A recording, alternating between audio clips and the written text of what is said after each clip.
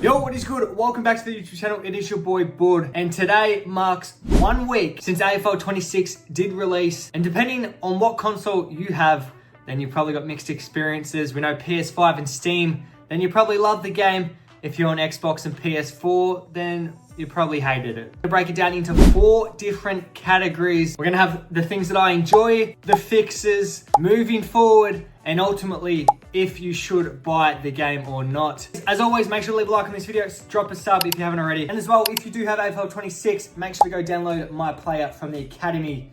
The quick code is here, it will take you straight to it, and do me a favor, please download that. But first of all, let's jump straight into it. Everything that I enjoy about AFL26. So the first thing I enjoy from AFL26 is, first of all, the tactics. The ability to play how you want to play is huge, and it's a massive upgrade from AFL23. Set shot goal kicking, I feel like they made it a lot harder this year, and it's for the good. Not everyone's kicking as straight as they were in 23, and it's definitely a bigger skill gap than what most people expect.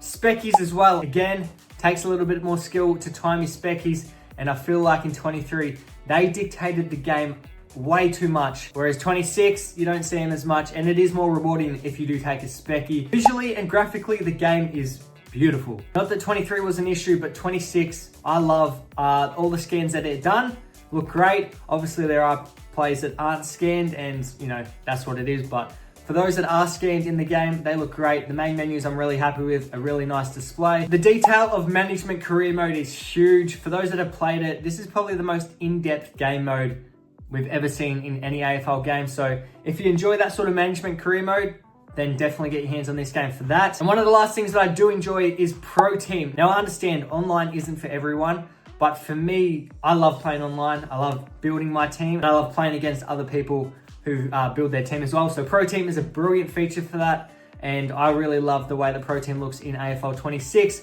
Not that there's a massive difference between that and 23.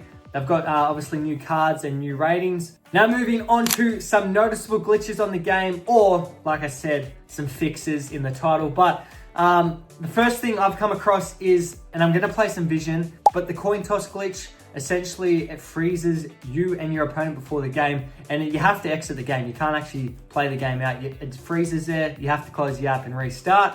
One thing I've noticed is Pro Team. I'm not sure if it happens to other players, but Isaac Kako, as much as I love him, he's not 199 centimeters tall. So I don't know if they fixed that recently or not, but I have noticed that Isaac Kako's card is 199 centimeters tall. So as an Essendon fan, I'd love to see it, but unfortunately it's very, very inaccurate. Also, after a Pro Team win, all the end display stats show equally as the opponent. So if you win, all the stats are the exact same, whereas it's different. If you lose, then it shows the correct stats. Just a display issue. Hopefully they do fix that. I know this may depend on tactics as well, but I'd love to see the players not so clumped together, especially moving the ball between the arcs. I'd love to see the AI lead on a 45 into space. This clip is an example. Like, I'm playing on wide tactics, by the way, and I understand that tactics do play a role, but I would think that wide tactics, my players would spread and not just be clumped in the midfield. But anyway, that's just, I would love to see that, and I know it would make the game a lot more realistic. This issue happened a lot in 23 for me, and it's still happening in 26. I don't know if it's happening to others, but I get PlayStation Network disconnection errors a lot. I have PSN obviously, but I'd say this happens to me at least once a day. I'm not sure why it happens, but I also always get treated as a loss. And the opposition, like, they probably think that I rage quit. Yeah, it's a little bit of a headache. I just want to raise that issue. A small thing, but because he's in my Pro Team, Darcy Tucker's hair, it's like a bloody swimming cap on. If they can fix that, I'm sure they can. Another thing, sometimes the wingmen, their starting position, especially in the center bounce, they creep in. They end up being a part of the midfield clearance. Tactics, I know I was raving and praising tactics. Obviously they're huge and I love them in the game, but they're not always saving on that first initial change. So you got to go in and change it multiple times to make sure that's actually saved and changed. A little bit annoying, but if they can make that a one-time thing, that'd be unreal. And then this one occasion as well, I was playing online against a friend and he kicked a goal on the 3/4 time siren and he got awarded 2 goals. Now, not that I care because it's just a friendly game, but I would be filthy if I lost an online game, especially like a ranked game or whatever the case is. But if I lost because someone kicked a goal and it got awarded 2 goals, I would be filthy. But anyway, there's that. Now I know they've brought out obviously a lot of patches along the way and along the week.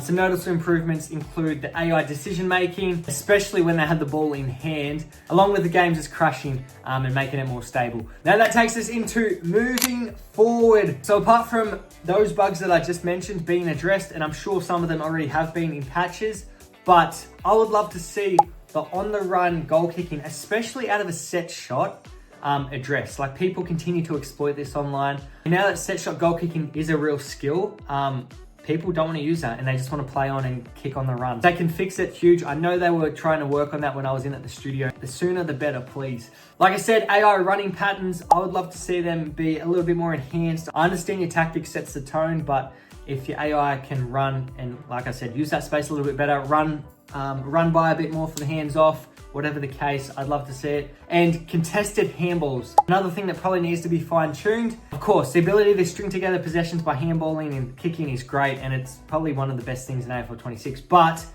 I feel like being tackled, you shouldn't have the ability to hit like a 30-meter moving handball. I understand for the purpose of stringing together possessions, it just doesn't sit right with me. I don't know why, but. Now the last thing we have, the ultimate thing, and it's probably why you're here, to be honest. Should you buy AFL26? Now if you have AFL23 or somewhat enjoyed it, or enjoy watching the AFL, then yes, I probably do recommend getting your hands on AFL26. At the moment, there are some bugs in the game. That is to be expected. We did expect that on launch. But Big N have been huge on updates. They want to get the best possible product out there. And if it's anything to go off, AFL23, yes, a bumpy launch, but the end product, for those that stuck around, was actually pretty playable. And now AFL26 is just taking that next leap. And I think within a few months' time, AFL26 is going to be a very, very good and polished game. It also has a lot of different game modes to offer. So my career, pro team, management career, and just regular play online. So plenty to offer. No matter who you are, I'm sure one of those modes will be enjoyable for you. On the other hand though, if you didn't enjoy AFL 23 and you never really gave it a chance and your expectations are way up here, then probably stay clear. I'll be honest, you probably won't enjoy AFL 26. At the end of the day, of course, it's your money. You make the ultimate decision, but I get a lot of questions, especially live streaming. Is the game worth it? Is it any good? That's up to you. You need to make the decision. Let me know what you guys think below. I'd love to see if you rated the game below out of 10, what would you rate it? And your comment might even influence someone whether they're gonna buy the game or not. But that is all for today's video. I hope you did enjoy it. I hope you got something out of it. I'll see you guys in the next video.